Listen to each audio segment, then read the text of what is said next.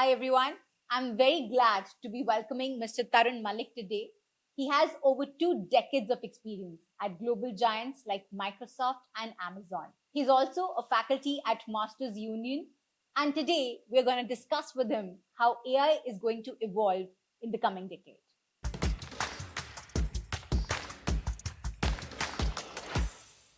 Hi Tarun, welcome to the podcast. Thank you, Swati, for inviting me. It's a pleasure. Our pleasure to have somebody of your stature come and give us some wisdoms on how the world of AI is changing. So Tarun, I'm going to ask you a lot of questions that are on our mind. And if I look at the last 2 years, right, I think in the space of AI, we've come a long way from needing to Google our travel itineraries or any specific data point that we were looking for to today by default not Googling it, but asking. Now I say, oh, let's chat GPT it rather than saying, oh, let's Google it, right? So I think now it's like a live assistant always in your pocket, right? So I want to understand more about if so much can happen in the last 2 years, what are we going to see in the next 5 years? I think this is a very interesting reflection of what you just said, right? From Googling it to getting it to from a chat GPT. And by the way, to get our searches right, even Google used to do AI at the back. So neural network, because just think about the immense information which is there on the web, billions of websites and things like that. And from that to get to first 2 pages of your listing was a lot of work of neural network in Google. Chat GPT suddenly changed the game. And looking at it from me typing a search query, going to every link, trying to synthesize that information, it just brought the search in a very, very smart manner out in the hands of people. And that was very exciting for folks. And that's just the first step towards democratization of AI.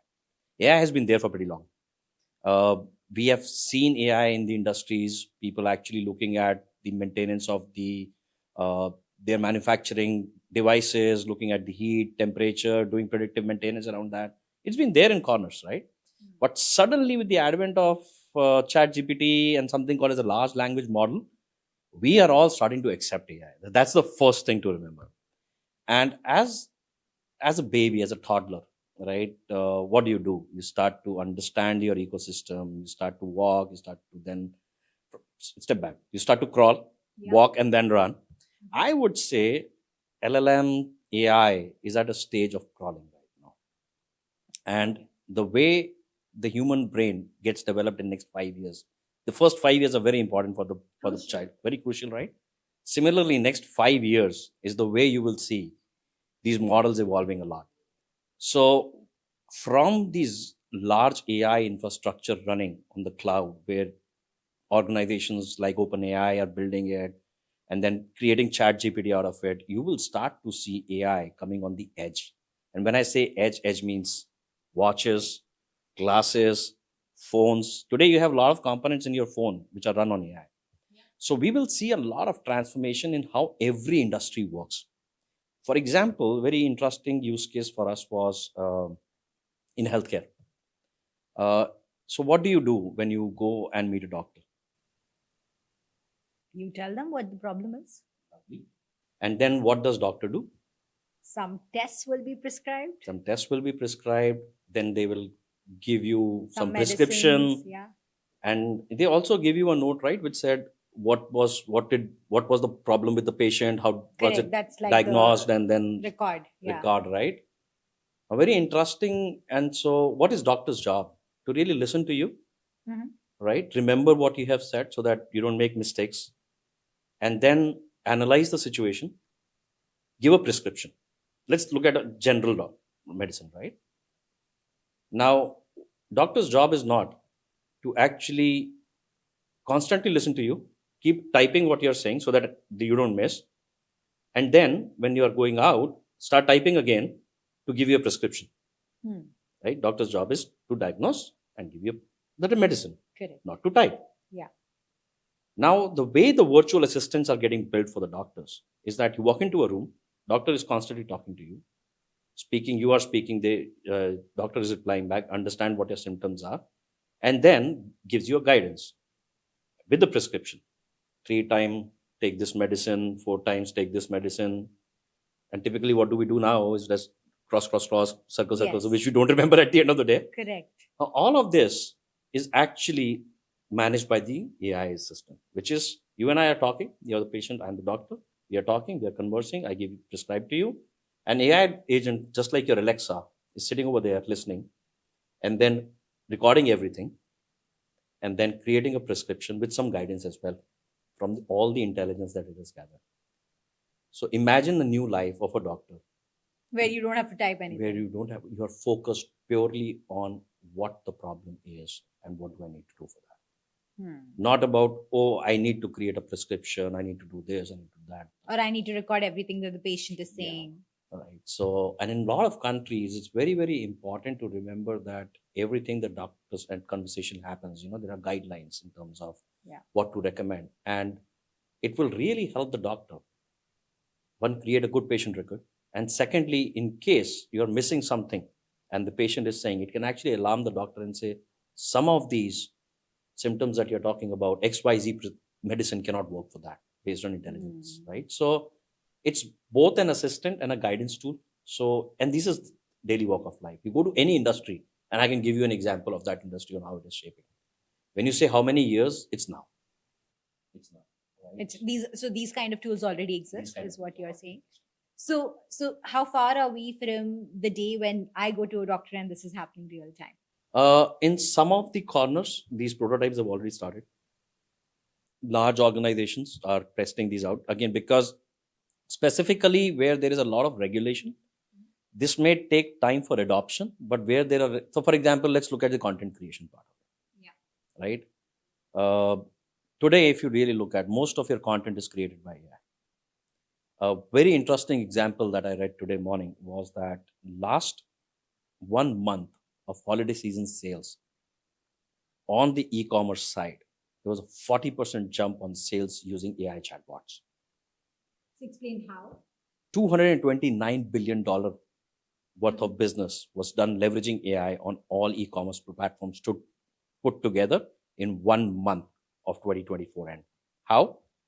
When you go to Amazon, what do? You search for what you want. How do you get the listing? That is based on my previous history and what's trending in the market. And then you get recommendations. Yes. Then you get other recommendations around the product. Correct. Right. Today, these engines are even becoming smarter. So there are shopping sites which have implemented, I want to host a Christmas party. Please plan the gift items, the decor, everything, dresses. It's the same platform, right? It's the same platform where you used to go from a category to category, create a search. Yeah. It just combined 5 different categories into a one search listing.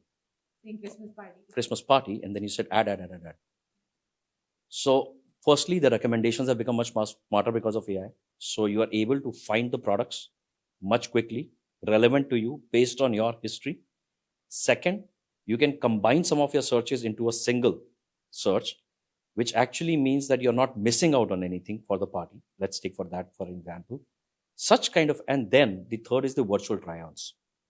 So today, if you really look at it, some of the e-commerce platforms even have virtual try-ons, which is you see 4 or 5 dresses, right? You don't know which one will suit on you. You give it your photograph, inch perfect.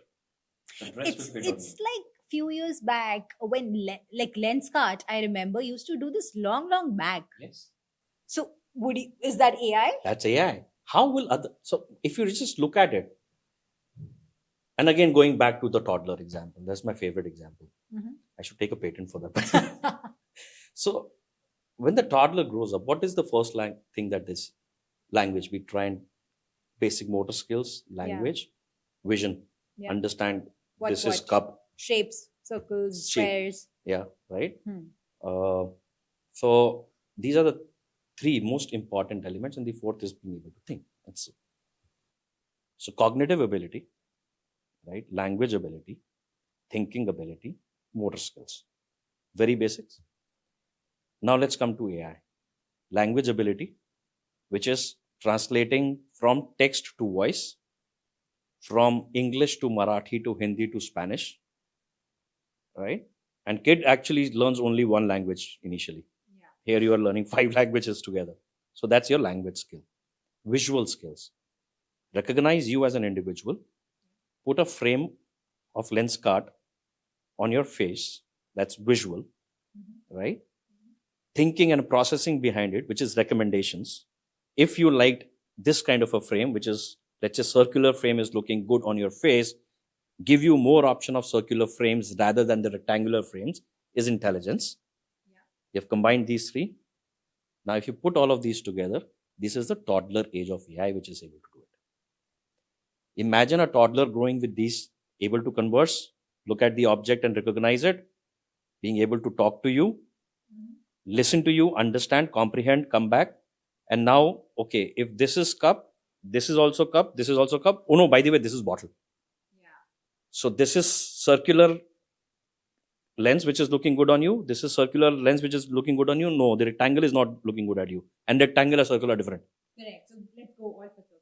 Let's go all for circles. So that's how kids learn. That's how exactly what AI is learning. That's why I always compare AI in today's world as a toddler.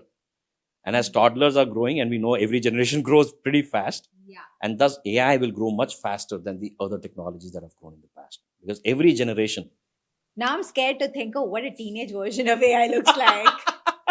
It's going to be scary. We all already talk about like system hacking, human extinction. If this is the toddler phase, are we far from human extinction?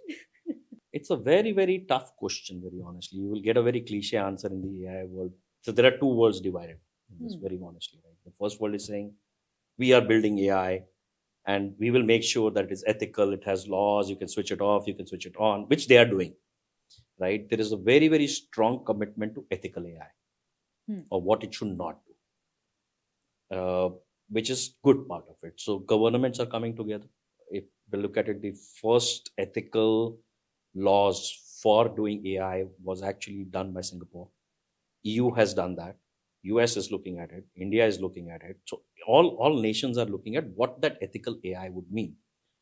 Coming from a background of hyperscalers like Microsoft, right? So very, very intense focus on ethical AI. And though I'm not with Microsoft now, but if you really look at the concept around co-pilot was that I'm your co-pilot. I'm not the pilot. I'll help you take decisions. Yeah. Which means the taking final decision, the final step is in your hand, not in my hand.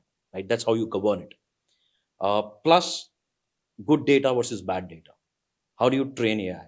Right? How do you know? How do you make AI learn the fact that committing a murder is a crime? Right? Yeah. Whereas taking morphine for the pain reliever is different. It's human, right? It's very human decisions. So there are a lot of checks and balances that are being put in. The security systems are advancing a lot. Today, as we said, that the 4th area that we talked about was motor skills, right? And when I say that AI will come to an edge, which means practically every device that we will engage with will be a smart and an intelligent device at the end of the day. It's not science fiction to have robots. And if you go to Las Vegas, you will find a robot delivering bottled water to you in your room. Correct. Right? So, but then how do you ensure that robot stays in the realm of the work that we have given to the robot? Yeah. So that's where intelligence is coming to an edge. No, I remember. And you need to protect that. Correct. And so this was my first experience with the robot. I was at Singapore airport at the lounge. And so the plates that you leave on the tables and the sofas was being cleared up by the robot. And that was like an aha moment to me. I was like, if this is already happening in a situation like an airport lounge, then how far are we from all restaurants having waiters which are robots? This is quite a possibility. So this is where the ethical will play a role, because when you start engaging with so if we just step back to the kind of robot that you saw, was built on some of the AI skills like visual, map navigation, Yeah. We all went through COVID time. We all bought in cleaners which used to clean our house, but they Correct. were able to sense and clean it properly, right? The newer chips from organizations like NVIDIA are this small. Right? It's actually this small, and you can fit it in a robot. So what you're doing with ChatGPT today on a scale where you go to a computer and you chat with it, that power of intelligence of large language model is getting translated into smaller chips, which means these robots are becoming more and more smarter. So very comparable to the situation that we saw in iRobot as a movie, where robots actually are empowered with the large language models where they can interact with humans much more closely. That's where laws of ethics will come into play, right? But there is always the other side of technology, and it's been there for ages for us. When we first created nuclear power, there were two important usage of that. One was to generate electricity, and the other was to create weapon. Both sides of the coin will exist, right? We have to become smarter and smarter to ensure and put right strict laws to ensure that the other side, like proliferation TT and all that stuff that happened during the nuclear time, how do we create such stronger laws that you are able to control that? So that's the way to look at it. So when the world is divided, I would say, yes, there are fears. There is a huge benefit also that we are getting as humans from the coming of this technology. But at the same time, we have to be very, very responsible. And that's something that we should coach, train people on as part of any education that we do when we teach them AI.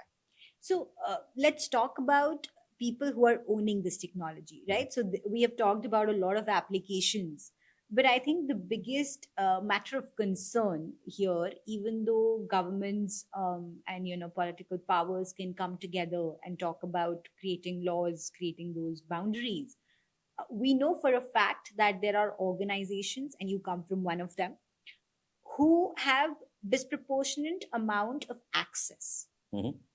to these tools, right? So NVIDIA is creating these chips. Microsoft has a big investment in OpenAI. Google is also coming up with its AI tools. So I want to understand what these organizations are doing with AI today, and how do you see them becoming powerful, and how is it not possible that one of them completely like owns our mind? I think that's a very interesting question. And so if you let's look at and let's dissect this into different pillars. So firstly is large amount of data, right? Anything that you want to build intelligent today requires large amount of data. Just think about it from a lens that if and we spoke about doctors, right?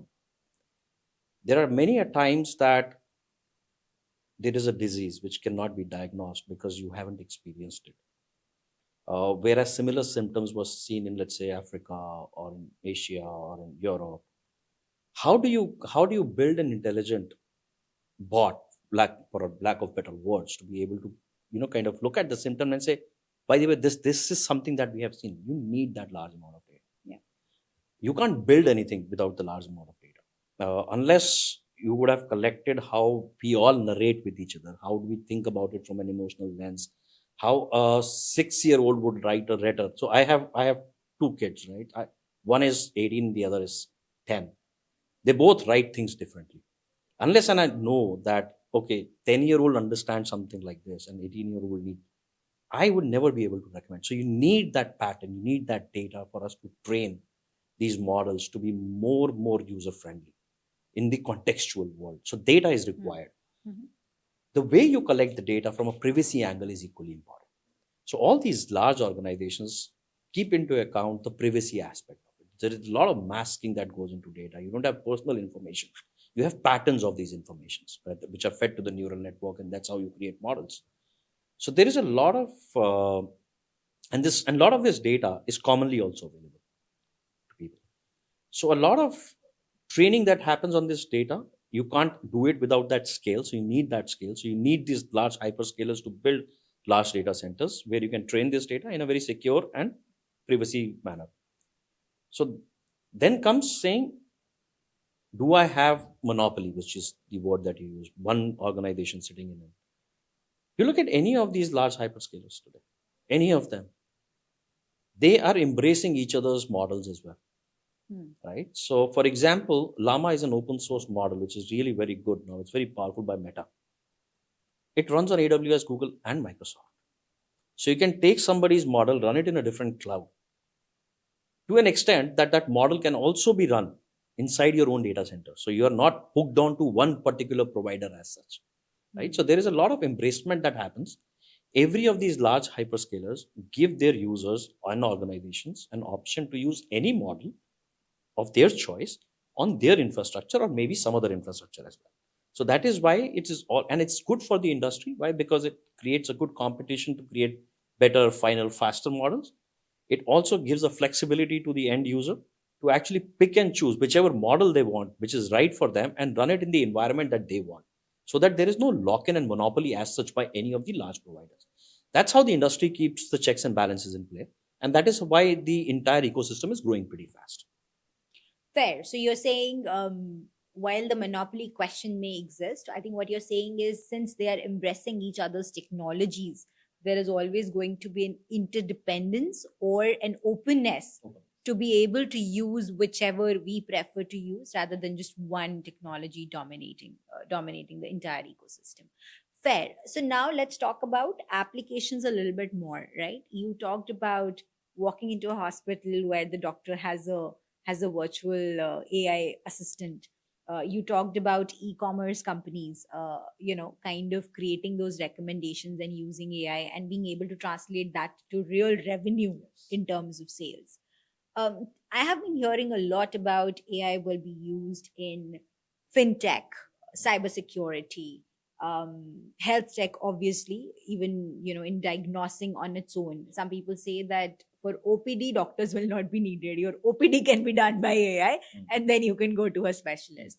So, tell us more examples that are very much into the near future. Let's build on the healthcare and then we'll take another industry for Sure. as an example. So we talked about the first case where you walk in it and we'll walk through the again The typical journey life of a patient. journey of a patient. So you walk in, Yeah. you have symptoms, you have a personal assistant coach, which is AI coach, Mhm. and which is today everybody uses Chat GPT and is a self doctor, which is Correct. risky, but that's how it is. Yes. You ask, right? Now imagine the difference. I have this problem, and again, not to keep compare Google with anybody else, but let's say search in my traditional way. I used to search, used to get 15 listings. Yeah. I used to figure out what my symptom is and start self-diagnosing, and until it becomes a problem, I never used to go to a doctor. Now, with the advent of this new world of search, you're not dependent on 15 of these websites and do self-diagnosis to a certain extent. And this is like still a general model. Palm, for example, by Google, right? It actually is built for doctors. Okay. Similarly, there are other models that are getting trained on the doctor data, but look at that as something which has got trained on a right data, not just Google search. Give you a initial help on your symptoms. That this is the probable things probable that diagnosis. diagnostic, and please go and visit the doctor. Correct. So from me trying to decipher the data from 20 different links, making my own judgment, to somebody who is reasonably trained in that area, saying, go and meet the doctor. That's the first step. Yeah. In the journey. So now I realize using a smarter search, intelligent search, that yeah, there is a problem. So I go and meet the doctor. Doctor's case, we identified very clearly. Go sit with the doctor taking prescriptions and doing things like that. Now, where is this data getting stored? This data is getting stored all of this information of this is not the patient. Symptoms, probability. Correct. So you go and do the test, Mhm. right? Now, if you look at the tests today, you do your blood samples, all of that data. Now, now this test has happened. Now, how do you do diagnosis from that test? The collective knowledge of all the data that we have had in the real world, right? And this is actually implemented in a lot of, so all the drug discovery data, all the data that is used for drug discovery, all the data that is used for looking at scanning, let's say the brain today, to say, okay, I have taken a scan of a brain. Now there are 5 or 10 different patterns that we are seeing. Imagine, not just imagine, it is happening today in the in some of the areas today is that with the collective knowledge of the kind of scans that the engine has seen in the past, it is able to diagnose some of the diseases much faster, right? The advent of Alzheimer's, for example, is one of the areas that real deep work has happened. How do you detect the Alzheimer's much faster? Because symptoms won't be there for a long Symptoms time. for a long time, right? Yeah. So and how do you get to that? You get to that only because you have mined that data Yeah. to be able to come to that recommendation. So that's the third step. So we talked about self-discovery to doctor assisted with the engine. Yeah. You go for a test now. To finally post the test that this is the disease. Now let's talk about the next area, which is now you start medication. Correct. Now in medication, a lot of time we get prescribed the standard medication with 25 mg, 30 mg, 40 mg. The industry is moving to personalized medication, which is, can I at the run time look at the problem and see what is the right medicine that would be required? It cannot be 25, it cannot be 20, it can be 21. Oh. And personalize that medication at a scale. Right? So it's very important because there is a lot of sometimes overdosage happens, sometimes underdosage happens. Yeah. And also there is a lot of wastage. Correct. Right? So with this, the wastage can be stopped. It will be right medication for you. And then it will make sure that you, over a period of time, are getting what is desired in the right quantity for yourself. Then comes the post-medication care as well, right? So look at all the devices that you have today are on the edge. When I say AI on the edge, which means real time wearing, let's say a watch. Today, you go to a smartwatch, you have blood pressure, oxygen level. It will become smarter and smarter for you. Fair. Right? Sugar level. And all of this data via connected ecosystem is real time available to your doctor. Yeah. And which is making recommendation and giving alerts to your doctor because there is an AI engine sitting at the back of it. So that's during the medication, your care. And then very important element which is happening in robotics, where doctors are getting assisted by robotics to be able to do very fine surgeries with with precision. And I think some of the examples of remote surgeries have also come in, where your doctor may not be available at that site, but the doctor is redirecting the robot who is with the patient to be able to perform. Now, similar example, let's apply another industry, Amazon warehouse. So it's huge warehouse, right? And the goods are moving left, right, center. It's actually done on robotics. It has sensors. It knows which level what goods are available. It will pick it up, stack it up, move in the direction. It has multiple sensors. It knows. Wow. So, and it is also built in a manner which is human friendly so that it avoids accidents. Correct. And I think you can also imagine a warehouse where there are no humans, right? Because you have like robots picking things, taking things, packing it, shipping it out. Humans were made to have fun. I think we should relax and have fun once again in life. We've been overstressed with our work. Let some of the machines of mundane work happen through machines, which is only the mundane. Hopefully.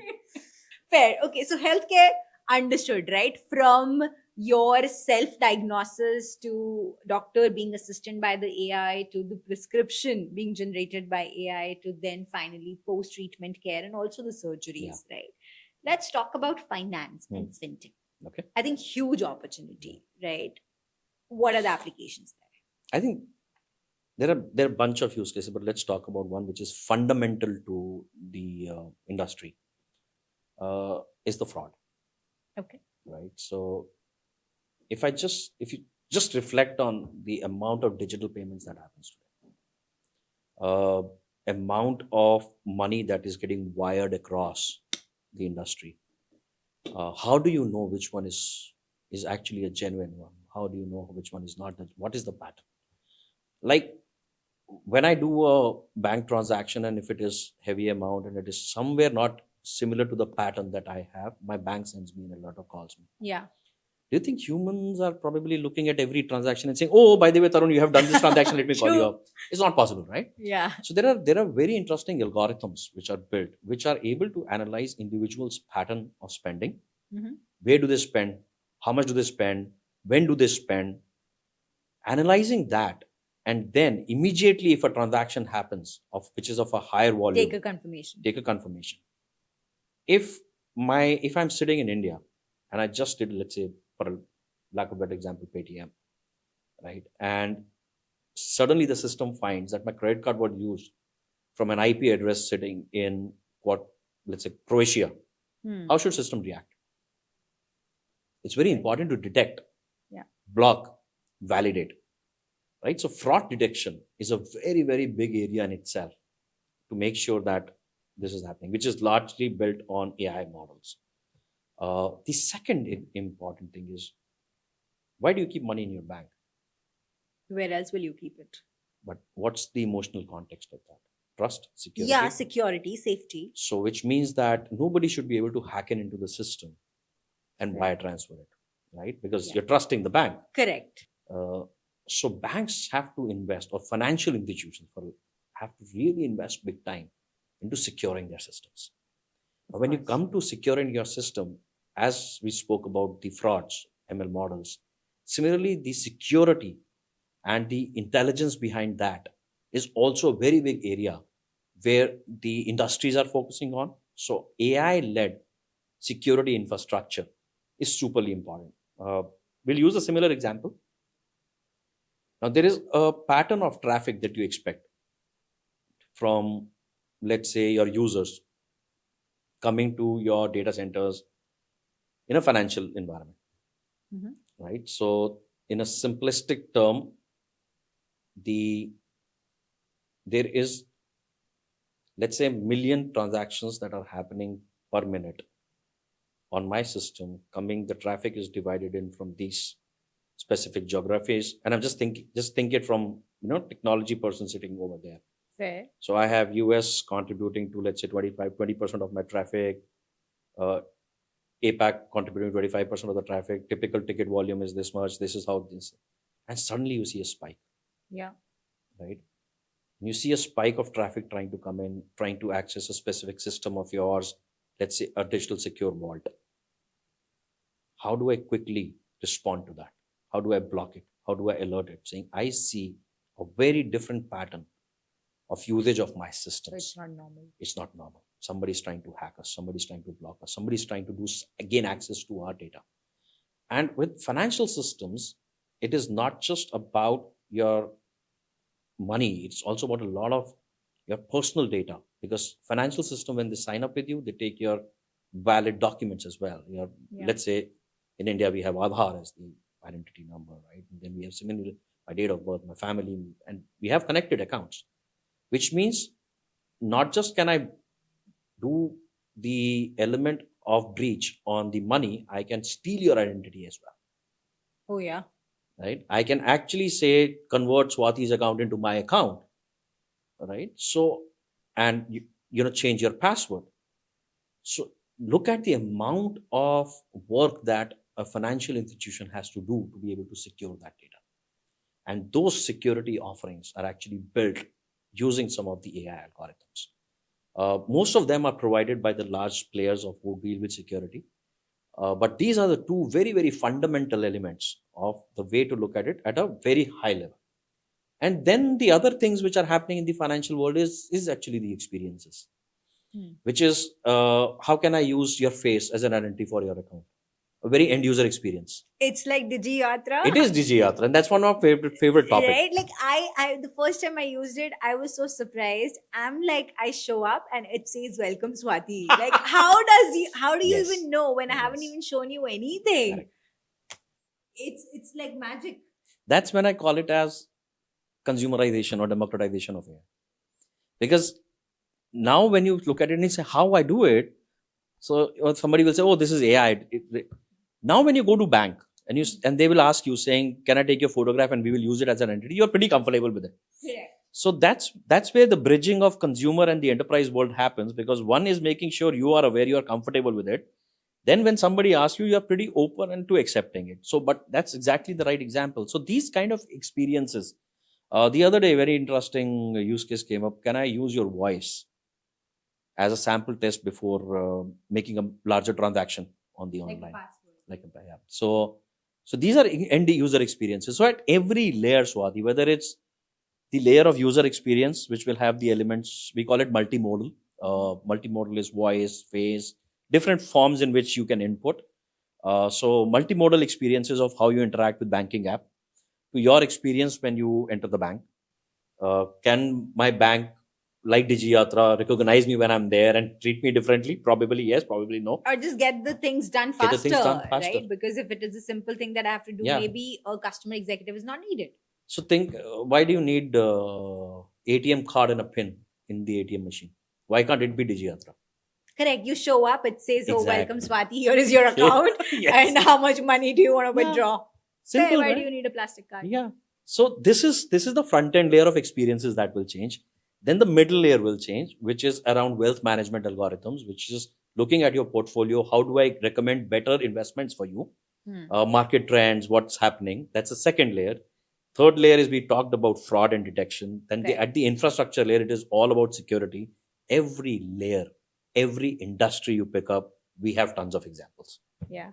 No, I'm super excited on what the next 10 years is going to hold for the world, and how the way we live is just going to transform in the ways that we can't probably imagine today. Yeah, it's very, very Right. different world. Like when I was studying, right? Even forget studying. I spent about 12, 13 years with Microsoft.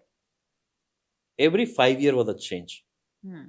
Now every 6 months was a change in my last couple of years. And whatever I did a year and a half back when I moved out, the world has still moved on. The way my daughter, which is the elder one who's studying, learns is very different than the way my younger one is. And there is a gap about 7 years between them. So I keep telling my younger one, saying, don't look at her. Because look the at- world you live in is going to be very, Very, very different. different. Very, very different. So, She's talking about a pet, a robotic pet, my younger one. And can I buy that robotic pet? It will keep moving. Because the pets, we don't have pets at home. And she really wants a pet. Now she's saying, can I have a robotic pet? so that you don't want a real one, so maybe a robotic Yeah, one then. so things for them is very different. The way they look at things are very different. Yeah. So yes, the world is going to rapidly That change. It's reminds me changing. of a movie that I had seen where you could buy a robotic, and it is a science fiction and it has ethical boundaries to it, but you could buy like a robotic baby which never grows up, similar to a pet, right? Yeah. But so that's what I'm saying, that while we are all excited about the world that we're going to live in, but how many ethical concerns will come in, and hopefully as humans will be able to create those boundaries and be able to be on the positive side in a very similar way how we've done it with the nuclear side of things. Yeah. Absolutely. Thank you so much, Tarun, for taking out time today. Thank you, Swati, for having me here. It was a pleasure.